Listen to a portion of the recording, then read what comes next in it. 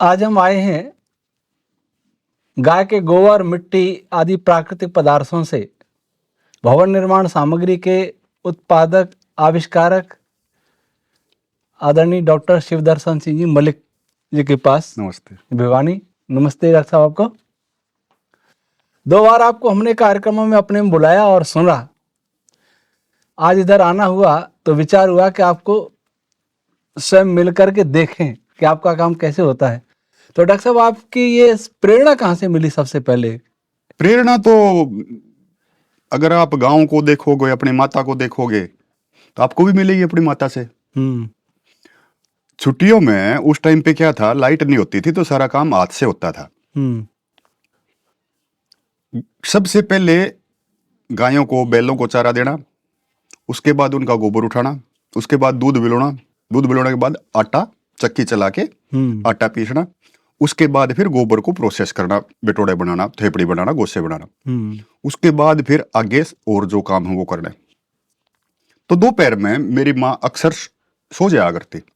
तो जब गर्मी की छुट्टियां होती थी 1.5 महीने वाली, मैं पहली दूसरी की बात है, तो मैं पूछता था, मैं तो उस टाइम पे फुल एनर्जी में, और माँ सोई पड़ी है, तो उसको तो अच्छा नहीं लगेगा अगर कोई उसका डिस्टर्ब करेगा। तो मैं पूछ लेता था, मामा मैं क्या करूं, मेरे को इतना बताओ। अच्छा, तू न्यू कर, जा गोबर में तोड़ जा। तो मैं दोपहरी में गोबर में तोड़ने चला जाता था, जहां पे भी मुझे गोबर मिलता था इधर उधर वो मुंह उठा के लाता था। वो दौर ऐसा था कि गोबर 2 प्रकार से माना जाता था। एक तो वो गोबर है जो मेरी प्रॉपर्टी के अंदर है, दूसरा गोबर वो है जो पब्लिक प्लेस पे है। हाँ जी। गली में, बणी में, खेत में, तालाब के पास, कहीं पे भी। तो जो पब्लिक प्रॉपर्टी वाला गोबर होता था, वहां पे जब हम बच्चे किसी को भी पूछ उठाता देख लेते थे, पता चल जाता था भी गोबर करेगा, तो हम चिल्लाते थे, वो मेरा, वो मेरा, वो मेरा। अच्छा, आपने भी कह दिया मेरा और मैंने भी कह दिया है मेरा, दोनों ने एक साथ कह दिया। तो फिर हम क्या करेंगे, हम दोनों भागेंगे।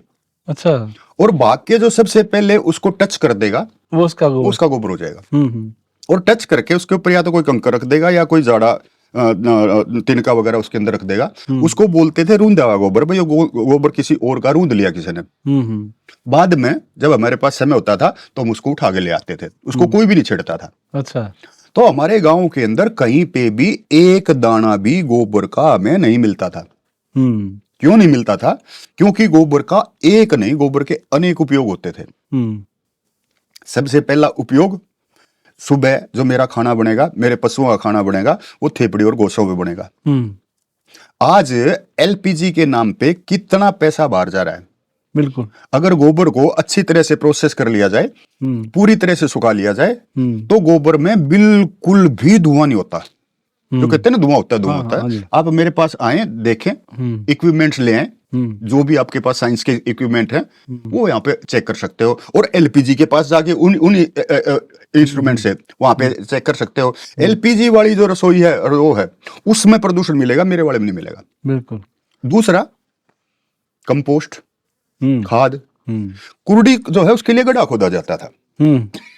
और गोबर को भी, जो साफ गोबर था वो तो ईंधन के लिए जाता था। जो नीचे का बचा हुआ, जिसके अंदर मूत्र मिला हुआ है, मूत्र में यूरिया ज्यादा होगी, यूरिन से यूरिया बना है, तो वो जो है सारा इकट्ठा करके वो कुर्डी में चला जाता था, कंपोस्ट बिन में चला जाता था। तो वहां पे हमारे लिए कंपोस्ट भी बन जाता था, खाद भी तैयार हो जाती थी। तीसरा, भवन निर्माण। सभी के सभी गोबर से मकान बनाते, लिपाई करते थे। साड़ बोलते हैं हमारे यहाँ फर्श को। हाँ, साड़ लिपते थे, गोबर से लिपते थे। हाँ, और चूल्हा आ रहा जहाँ पे रसोई है, रसोई को गोबर से लिपते थे। मतलब हैरानी की बात यह है कि जो मेरा सबसे इंपॉर्टेंट स्थान है, जहाँ पे मैं भोजन बना रहा हूँ, भोजन से इंपॉर्टेंट तो कुछ भी नहीं है। भोजन में कुछ भी, जरा सी भी ऊक चूक हुई तो मैं गड़बड़ हो जाएगा मेरा शरीर। सबसे शुद्धता भोजनालय में होनी चाहिए। हाँ। और वहीं पे गोबर से लीपना। तो यहाँ तो ये बहुत बड़ा विज्ञान था। हवन करते थे तो भी गोबर से तो भी लिपते थे। तो इतनी इंपॉर्टेंट चीज, इतनी इंपॉर्टेंट चीज आज वो गलियों में सड़ रही है, बिल्कुल। आज वो मीथेन जनरेट कर रही है सड़ सड़ के। इधर से तो हमारी जो गोबर है वो मीथेन जनरेट करके क्लाइमेट चेंज कर रही है, ग्लोबल वार्मिंग कर रही है। इधर से जो फॉसिल फ्यूल है, एलपीजी, धरती के गर्भ से हम निकाल रहे हैं, वो फॉसिल फ्यूल भी कार्बन डाइऑक्साइड बढ़ा रहा है। दोनों तरफ से हमें नुकसान हो रहा है। तो गोबर का क्या किया जाए? अगर वो भवन निर्माण में काम लेते थे तो कैसे लेते थे? अगर वो ईंधन में काम लेते थे तो कैसे लेते थे? हमारे को बचपन में राख चटाई जाती थी। कभी बाहर जाते थे ना, कुछ भी खा के, मीठा खा के, दूध पी के, तो वो राख चटा देते थे। राख जो है, जो मेरे शरीर के अंदर जो फूड पॉइजनिंग कर सकते हैं, उन बैक्टीरियाज को शांत कर देती थी। और एंटी वो थी, और वो क्या करती थी, पीएच को बड़ा एल्कलाइन कर देती थी। आज भी अगर एक चोटी बड़े पानी में डाल लेना राख, तो वो उसकी पीएच को चेंज कर देगी, वो एल्कलाइन कर देगी। हमने भी देखा, हवन की राख डाल देते हैं पानी में, वो पीएच बदल जाता है, उसका पीएच बदल जाता है। तो गोबर से और भी अच्छी चीज है राख। गोबर से अच्छी है। तो हमारे यहाँ पे ये जितना गोवंश है, इस गोवंश के पास, हमारे पास बैल भी है, यहाँ पे बैल भी देखा, हमारे पास बछड़े भी हैं। हमारे पास जो ना, हम जो भी हमारे पास प्रभु ने दिया है, हमने उसको वैसे ही रूप में लेके और संभाल के रखा है। इसको हम क्यों संभाल के रखे पा रहे हैं? क्योंकि हम गोबर का प्रॉपर इस्तेमाल करते हैं। मैं गोबर का ईंधन के रूप में भी इस्तेमाल करता हूं। मैं राख से अपना दातुन भी करता हूं। मैं राख से अपने बर्तन भी साफ करता हूं। जहां पे मेरे को दिखे कि यहाँ पे कोई अशुद्धता है, वहीं पे मैं राख छिड़क देता हूं। अच्छा। क्योंकि बचपन में मैंने देखा है कि हमारे जो बुजुर्ग थे ना, जब वो अंतिम अवस्था में चले जाते थे, चारपाई पे चले जाते थे, उठा नहीं जाता था, तो उनके सिराने एक राख का तसला रख दिया जाता था। तो वो उसके अंदर जब खंगारते थे, उसी में थूकते थे। उसी में थे। टीवी वाला पेशेंट भी उसी में थूकते थे। उसमें राख में थूको, बाहर में थूकने से क्या होगा, वो एकदम उसके उड़ेगी, वो बिल्कुल वो होती है ना, बारीक होती है। थूक दिया, ऊपर अपने आप ही उड़ के उसके ऊपर राख आ गई, अपने आप ही ढका गया वो। तो इन्फेक्शन होने का खतरा है ही नहीं। तो राख दिव्य वो है।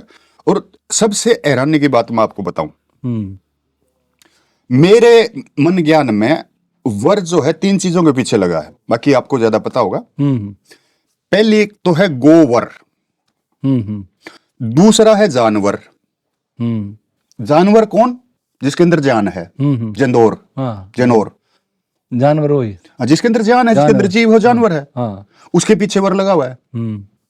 और तीसरा वर मेरे पीछे उस दिन लगता है जिस दिन मैं मोड़ बांध के, फेरा बांध के और जाता हूं। सिर्फ एक दिन लगता है, एक दिन लगता है। तो किसी विशेष जीव के मल के पीछे वर लगा देना आपको हैरान नहीं करता है? मतलब वरदान, गाय का वरदान, वरदान से बर बन गया। बै जो कर जमुना बोला, यमुना नहीं बोलते, बर बोला है। मेरी माँ का नाम वेदकोर था। वेदकोर कभी नहीं कहा, वेद नहीं, वेद। अच्छा, वेदकोर। ए वेदकोर, ये चांदकोर, को बा बोल देते। हाँ, बै। तो समय के अनुसार ये बै बन गया, गोबर बन गया। तो हमने गोबर को समझा, गोबर को जाना। अब जब गोबर की बात चली तो गौशाला में जाना पड़ा। गौशाला में जाना पड़ा तो वहां पे तो वर्कर है ही नहीं किसी भी गौशाला में प्रॉपर। 1000 अगर गायें हैं तो मुश्किल से 5 आदमी हैं। तो वो वहां पे गोबर गायों के नीचे पड़ा रहता है, खास तौर पे चमासे के टाइम पे, बारिश में। बारिश में हम अपने ऊपर एक बूंद नहीं डालने देते, तो गौशाला के अंदर जो गोबर पड़ा उसको कौन उठाएगा? तो वहां पे देखा मैंने 1-1, 1.5 फुट गोबर के अंदर गाय और बैल खड़े हैं। अच्छा। उसके बाद मैंने संकल्प लिया था कि मैं कुछ ऐसा करूंगा कि ये गोबर जो है, क्योंकि मेरे शास्त्र मुझे क्या कहते हैं कि गोमय वस्ती लक्ष्मी, गोबर में लक्ष्मी का वास है, और वो लक्ष्मी पड़ी चढ़ रही है। शास्त्र तो गलत हो नहीं सकते, मेरी समझ गलत हो सकती है, तो क्यों ना मैं अपनी समझ को बढ़ाऊं। तो फिर मैंने अपनी समझ को बढ़ाया, फिर गोबर से पूरा भवन निर्माण की टेक्निक ईजाद करी। कितने वर्ष हो गए आपको ये काम प्रारंभ की? गोबर तो मेरे दिमाग में शुरू में ही बचपन से ही। ये भवन निर्माण की सामग्री, भवन निर्माण का मैं लगभग 2014 से लगा हूँ, आज 11 साल हो गया। 2014 से रोहतक से प्रारंभ किया? हाँ, रोहतक से प्रारंभ किया था। सबसे पहले वैदिक प्लास्टर बनाया था। वैदिक प्लास्टर बनाने के टाइम पे गौशाला में जाना हुआ, वहां पे फिर मैंने ये सीन देखा कि इतना गोबर पड़ा है। अब मैं ब्लेम करना बड़ा इजी होता है। मैं आपको कह दूं आचार्य जी आपके यहाँ पे ये क्या हो रहा है, क्योंकि वो सामाजिक संस्था है, कल मुझे कोई वहां का प्रधान बना दे तो मैं क्या करूंगा? विचार नहीं है। आज वो प्रधान है, मैं तो उसको कह दूंगा प्रधान जी की है ये गोबर में गां खड़ी है, तेने शर्म नहीं आती? बहुत ईजी है बोलना। लेकिन इतनी गायें हूं और मैं उसका प्रधान हूं तो मैं क्या करूं? तो उसी दौरान फिर भगवान अपना रास्ता देता है। मेरे को अमेरिका ने बुला लिया, एक यूनिवर्सिटी ने लेक्चर देने के लिए। वहां पे मैंने देखा कि वो लोग जो उनके मकान हैं लकड़ी के बोर्ड के हैं। अच्छा। सबकी जो हाउसिंग है ना, पूरी की पूरी कॉलोनी बोर्ड है, बोर्ड के अंदर स्क्रू टाइट किए और अपने मकान बना दिया। बाहर से सिलिकॉन बोर्ड, मैग्नीशियम, अलग अलग कैल्शियम, इसके अलग अलग बोर्ड होते हैं, उनके वो बोर्ड लगा लेते हैं। तो मेरे मन में सबसे पहले ये आई थी कि क्यों ना बोर्ड बना लिया जाए गोबर से, बड़ा ईजी है। गोबर को प्रेस करके उसके अंदर कुछ ग्लूज डाल के, पहले ग्लू होते हैं, और डाल के बोर्ड बना करके उससे मैं मकान बना लूंगा। लेकिन जब ये मन में आया कि उससे मैं मकान बनाऊंगा, तो उसके साथ साथ में एक बात मन में और आई कि बोर्ड से तू तो अपना मकान बना लेगा, लेकिन मेरा भाई नहीं बनाएगा, मेरा गांव वाला, मेरा शहर वाला, भारतवासी नहीं बनाएगा। क्योंकि अब ना तो उसकी मिस्त्री है यहाँ पे, मिस्त्रियों को इतना पता भाई ईंट से मकान बनता है। फिर इससे ईंट बनाई, ईंट बना के अलग अलग फार्मूले किए। फिर उससे रोहतक में एक कमरा बनाया, रोहतक के बाद फिर बीकानेर में जाके इन्हीं के लिए, गायों के लिए एक बड़ा हॉल बनाया। ईंट भी कई तरह की होती हैं क्या? हाँ, ईंट कई तरह की होती है। अच्छा। तो फिर वहां पे पूरा का पूरा सेटअप किया वहां पे बीकानेर से फिर हम यहाँ पे आ गए। यहाँ पे आके फिर हमने और अध्ययन किया कि कितने प्रकार के प्राकृतिक भवन होते हैं। अच्छा। किसी के पास गोबर नहीं है तो वो कैसे बनाए, किसी के पास मिट्टी नहीं है वो कैसे बनाए। जैसे आप मेरे पीछे देख रहे हो, हाँ, ये यहाँ का लोकल पौधा है, मूंज है, मूंज। हाँ, मूंज, सरकंडे मूंज। हाँ, सरकंडा मूंज। तो आप कोई भी पुराना किसी संत की जीवनी पढ़ेंगे ना, तो उसके अंदर एक चीज बड़ी कॉमन मिलेगी, सबके लिए मिलेगी। वो चीज क्या है कि एक संत था, वो नदी किनारे या तालाब किनारे एक घास फूस की कुटिया में रहता। हाँ, कुटिया में रहता, घास फूस की। इसी के छप्पर होते थे पहले। हाँ, तो वो घास फूस कौन सा है? वो घास फूस यही है, यही घास फूस है। हाँ, तो ये वर्ल्ड का बेस्ट बिल्डिंग मटेरियल है, वर्ल्ड का। इस पे मिट्टी भी लगाई हुई है आपने बाहर? हाँ, मिट्टी लगा रखी है। इसकी लिपाई की हुई है। अच्छा। जो मेरा जो कमरा है जिसमें मैं रहता हूँ, उसमें भी आपने मिट्टी लगा रखी है? हाँ, इसको पूरी तरह से प्लास्टर किया हुआ है। इसकी आयु क्या रहेगी फिर? आयु नहीं होती इसकी, ये सैकड़ों साल चलता है। ये सड़ेगा नहीं अंदर? नहीं, ये सड़ता ही नहीं, अंदर पानी नहीं जाना चाहिए है। लिपाई कर देना अच्छे से, वाटर प्रूफिंग कर दिया तो आग भी नहीं लगेगी लिपाई करने से। हाँ। और पानी भी नहीं जाएगा। इसकी रोटिंग कौन करेगा? रोटिंग नमी जाएगी तभी तो इसमें कुछ होगा। नमी बाहर से जाने का हमने पूरी तरह से ब्लॉक कर दिया। हमने इसकी पूरी अच्छे से प्लास्टिंग कर दी। प्लास्टिंग करने के बाद बात खत्म। तूफान में इसका कैसे हुआ? जैसे तेज तूफान हो तो कोई प्रॉब्लम नहीं ना, इसका बनाने का तरीका सही होना चाहिए। हाँ। इसका बनाने का तरीका सही होना चाहिए। आज जो विश्व के जो सबसे धनाढ्य लोग हैं वो थैच रूफ में रहते हैं। थैच रूफ क्या? थैच रूफ ये, अच्छा, ये इसमें रहते हैं। हाँ, थैचिंग। ये सरकंडा नहीं है, कुछ और है। बांस की नीचे वो है, बांस की है, उसके ऊपर सरकंडा ही है। हाँ, उसके ऊपर सरकंडा है। ये बांस की पतली पतली। हाँ, हाँ, बांस की चटाई है और चटाई के ऊपर सरकंडा है। हाँ, हाँ, हाँ। तो हम बेस्ट से वर्स्ट पे आ गए। हाँ, हाँ, वो है, बहुत खराब हो गया। हाँ, आज के घरों के अंदर से बदबू आती है। और आज के घर असल में रोग फैलाने के लिए है। हाँ, रोग फैलाने के लिए, बिल्कुल सारे रोग फैलाने के, सब टेक्नोलॉजी का पूरा उसी से संबंध है, फार्मा कंपनी। जिस घर से मान लो आज किसी के पेंट का काम चल रहा है, आप उसके आगे से निकल नहीं सकते। नहीं निकल सकते। पता नहीं करने वाले कैसे करते हैं। वो है ना, दारू पीने वाला, जैसे दारू पी के पता नहीं चलता ना कैसे पी लो, नशा हो जाता है, निकल नहीं सकते। हाँ, तो वो जो है निकल नहीं सकते। और पेंट का बैनर बनवा के ला, उसी को नहीं, उसी के पास खड़ा नहीं हुआ जाता। ताजा बैनर ना, ताजा बैनर, उस पे नहीं खड़ा जाता है। तो ये सारे VOC छोड़ते हैं, वोलेटाइल ऑर्गेनिक कंपाउंड छोड़ते हैं, जो हमारे खून में जाके और हमें बीमार करते हैं।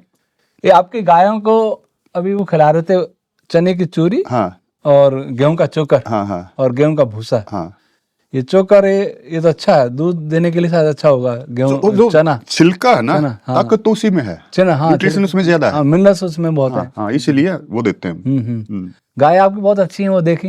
हम्म। इसमें ये कितना लंबा है ये लगभग 40 बाई 60 का है। इसमें कितना खर्चा आ सकता है अगर सब चीज खरीद के लाई जाए तो? सब चीज खरीद के लाई जाए जैसे इस टाइप से, सरकंडा भी ये खरीदना। पूरा किया जाए तो लगभग 5 लाख रुपए तो लग ही जाएंगे। अच्छा, 5 लाख रुपए लग जाएंगे। हाँ, हम्म। लेकिन हाँ। यहाँ पे पिछले साल जो गर्मी थी, हम्म। टेम्परेचर 50 क्रॉस कर गया था। अच्छा। मेरी गाय को, किसी भी एक की गाय को 1 सेकंड के लिए भी गर्मी नहीं लगी। हम्म। 1 सेकंड के लिए, ना कोई पंखा है, हाँ, ना कोई कूलर है। ऐसे ही सर्दी में हुआ। अच्छा। सर्दी में ये पर्दे लगा दिए इधर, हाँ, पर्दे नीचे कर दिए, बड़े आराम से रही है। हम्म। ना कोई बीमार हुई, ना किसी को सर्दी लगी, ना किसी को गर्मी लगी। तो मानव के लिए और किसी भी जीव के लिए अच्छा है। सबके लिए अच्छा है। कोई भी जो जीव है जिसको घर बनाने की आवश्यकता है, वो घास फूस या मिट्टी में ही रहेगा। एक 2 पैरों वाला जीव है, हाँ, वो कंक्रीट में रहता है। हाँ, वो रहता नहीं है, उसको सिविल इंजीनियर बनाया गया। हाँ, सिविल इंजीनियर बनाया उसको। हाँ, जब तक वो सिविल इंजीनियर नहीं था ना, तब तक वो मिट्टी में ही रहता था। मिट्टी में रहता था। हाँ, फिर उसको सिविल इंजीनियर बनाया गया। जब वो सिविल इंजीनियर बन गया, फिर उसका इंजन खराब हो गया। इंजन गलत रास्ते पे चला गया। आपने एक उदाहरण दिया था यहाँ या घूमने से गौशाला में पैदल, हाँ वो अमेरिकन किसी व्यक्ति की एलर्जी समाप्त होगी हाँ, वही है। 5 दिन में। हाँ, वही है। तो इससे और क्या क्या लाभ बता रहे थे आप? ये है अर्थिंग, ग्राउंडिंग। हाँ। अर्थिंग, हम्म। अपना जो धरती है ना, धरती पे प्रतिपल कहीं ना कहीं बिजली गिरती रहती है, वज्रपात होता रहता है। आज बारिश वहां हो रही है, आज मेघालय में हो रही है, आज अमेरिका में हो रही है, आज रूस में हो रही है, आज ब्राजील में हो रही है। आज मतलब हर वक्त किसी न किसी जगह बारिश चलती रहती है, और बारिश के साथ साथ बिजली गिरती रहती है, वज्रपात होता रहता है। बिजली क्या है? बिजली है फ्लो ऑफ इलेक्ट्रॉन्स। हाँ, फ्लो ऑफ इलेक्ट्रॉन्स है। तो वो इलेक्ट्रॉन्स जो है वो मेरी धरती के अंदर समा रहे हैं। तो ये जो धरती है, ये असंख्य अनगिनत इलेक्ट्रॉन्स का पिंड है, फ्री इलेक्ट्रॉन्स इसमें घूमते रहते हैं। अब जैसे मैंने और आपने इस धरती पे पैर टेक के हम बैठे हैं, नंगे पैर बैठे हैं ये, ठीक है। तो इसके नंगे पैर बैठने से वो जो इलेक्ट्रॉन्स हैं वो मेरे शरीर के अंदर घुस रहे हैं अभी ऑटोमेटिकली, और वो मेरे शरीर के अंदर सर्किट पूरा करके और वापिस आ रहे हैं। तो उससे हीलिंग होती है, ऑक्सीडेशन शरीर का, बुढ़ापा, अच्छा, रिडक्शन, अपना हीलिंग। तो ये जो है धरती माता के ऊपर जब हम नंगे पैर चलते हैं तो ये हमें हील करती है। ये हमारी माँ है, तो माँ बेटे को तो ठीक रखेगी, बेटी को तो ठीक रखेगी, लेकिन इसके संपर्क में आना जरूरी है। आज सारे के सारे प्लास्टिक के जूते पहनते हैं, तो उनके शरीर के अंदर प्लास्टिक जाएगा, माइक्रो प्लास्टिक जाएगा। मनुस्मृति में लिखा ब्रह्मचारी जूते नहीं पहने, हाँ, इसलिए लिखा हो ब्रह्मचारी वो जूते भी नहीं था ब्रह्मचारी बिना पहने। और हमारे गृहस्थ के अंदर क्या था? हाँ, गृहस्थ के अंदर भी सभी के सभी जूते जो है बाहर निकाल के साड़ के ऊपर नंगे पैर घूमते थे। हाँ, सभी, नंगे पैर कोई भी नहीं पूछता था। एक ही बात कहते थे, अकल बिना ऊंट उगाना अंड है। बस ऊंट के चमड़े से सारी दुनिया जूती पहनती है। लिपे हुए आंगन में पैदल चप्पल बाहर निकलवाते, चप्पल बाहर होती थी। आज हमारी जो है मजबूरी है, वरना हम मंदिरों के अंदर और गुरुद्वारा के अंदर भी जूते लेके घुसे हैं। हाँ, हाँ। वहां पे हमें डर लगता है कि कोई कुछ कह ना दे, वरना हमारी इच्छा नहीं होती जूते निकालने की। तो जितना अगर आप प्रतिदिन, सिर्फ प्रतिदिन 40 मिनट धरती के ऊपर इस प्रकार की मिट्टी पे घूम लोगे तो आपका स्वास्थ्य वैसे ही ठीक हो जाएगा। बस मैंने यही किया था उस अमेरिकन के साथ। अमेरिका से आया था, उसके यहाँ पे एलर्जी थी, पैरों पे एलर्जी थी, पूरा सिस्टम उसका कंडम हुआ था क्योंकि रेडिएशन के प्रभाव में बहुत ज्यादा था। हर वक्त लैपटॉप, हर वक्त ये, और उसका लैपटॉप भी दूसरे टाइप का था। हम तो इसमें ऐसे देख रहे ना, ऐसे नहीं देख रहा था, आंखों के ऊपर यहाँ पे लगा रखा था और हवा में उसका लैपटॉप होता था। अच्छा, हाँ, वर्चुअल। हाँ, उसके अंदर वो मेरे लगा दिया उसने सिर्फ 2 मिनट के लिए। मेरा सिर एकदम इतना बुरी तरह प्रभावित था, मैंने उसी टाइम पे वो फेंक के मारा। मैं तेरी टेक्नोलॉजी तू तेरे पास ही रख, बहुत खतरनाक, बहुत जब तक तू मेरे पास है तो मेरे अनुसार रहेगा।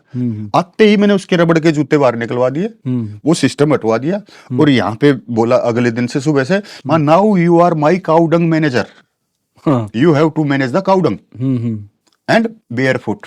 नंगे पैर रहना है, जितनी बार भी जोर से भी गोबर कर दे। इसके नाम बता दिए सारे आगे, ये शिवी है, ये मंगला है, ये राधु है, ये बलराज है, ये दौड़ू है, ये बोड़ू है, ये जगत सिंह है। अच्छा अच्छा। ये गोगा है, सबके नाम बता दिए। हम्म और अब तू याद भी रखेगा नाम हम्म। और मेरे को बताई भीगा अच्छा इसने इतना गोबर किया। वो बिजी हो गया, अच्छा। हाँ बिजी हो गया, सारा दिन इसके अंदर घूम रहा। हाँ हाँ। अच्छा उसको देसी खाने को मिल गया हम्म और ये मिल गया। 5 दिन के अंदर सब कुछ का। जिस दिन वो आया था उस दिन वो 1.5 रोटी खाकर उसने उल्टी की थी। अच्छा। उसका सिस्टम इतना, पाचन तंत्र इतना कमजोर था। हम्म और जब वो गया तो हम पूछते थे, उसका नाम तो था अनक। हम्म। मैंने उसका नाम अरनेक टेक दिया था, मैं मैंने अनक अनक नहीं कराया जाएगा। आज से तो अरनेक सिंगारी है तेरा नाम, हाँ ठीक है। हाँ मिला, ओके ओके, सिंह सिंह, हाँ yes yes, Singh is king, मगा ठीक है तू किंग बनकर है। तो और बहुत सारे हो रहे हैं, अकेला उसी उसकी नहीं है। हमारे पास जो भी आते हैं ना उनके साथ यही रहता है। अब आचार्य जी आप एक काम करेंगे, आप जो है अपने दोनों पैर इस पर से इस पे रखेंगे और पैर को ऐसे ऐसे ऐसे ना ऐसे ऐसे ऐसे ऐसे करते रहेंगे, ऐसे ऐसे। हाँ सिर्फ यहीं पे अपने तलवों के ऊपर ही ध्यान देंगे कि क्या हो रहा है।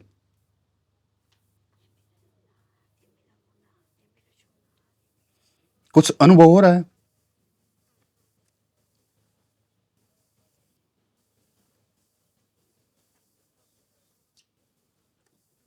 मैं बताऊं क्या हो रहा है?